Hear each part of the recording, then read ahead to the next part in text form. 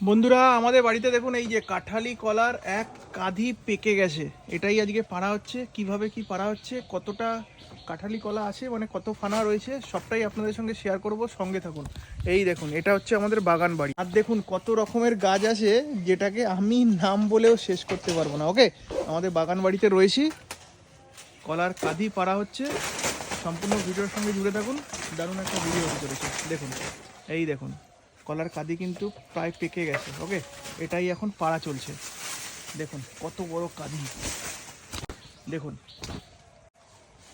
দেখো আমাদের দড়ি বাঁধা হয়ে গেছে কলা গাছে, এই দড়ি দিয়ে কিন্তু টেনে এবার এই কলার কাঁদি পাড়া হচ্ছে। দেখতে থাকো, দেখতে থাকো।